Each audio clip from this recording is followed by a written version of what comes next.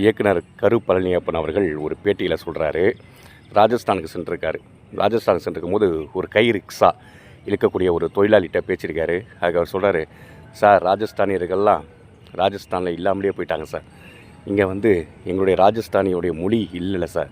இங்கே எல்லாருமே ஹிந்தி பேச ஆரம்பிச்சிட்டோம் சார். ஆனால் சுதந்திர இந்தியாவுக்கு அப்புறம் உங்களுடைய தாய்மொழியை நீங்கள் உறுதியாக இறுக்கமாக பிடித்து கொண்டு உயிர் மூச்சாக நினைத்து கொண்டு மொழிப்போர் போராட்டங்கள் நடத்தி மொழி போராட்ட தியாகிகளையும் உருவாக்கின ஒரு இயக்கம் சார் உங்களுடைய திராவிட இயக்கங்கள். அதனால தான் சார் உங்களுடைய தாய்மொழி இன்னமும் உங்களுடைய மாநிலங்களில் பிரகாசிக்குது.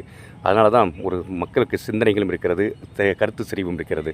அவர்களால் தான் மிகப்பெரிய ஒரு புரட்சிகளை இந்த இந்தியாவிற்கு எதிர்காலத்திற்கு கொண்டு போக முடிகிறது. அதனால் உங்களை பார்த்து நான் தலைவணங்குறேன் சார்னு சொன்னாராம். உண்மைதான். இன்றைக்கி மராட்டியமும் சரி, இன்றைக்கி கன்னடமும் சரி, அவங்கவுங்க தாய்மொழிகளை விழித்தெறிகிறாங்க.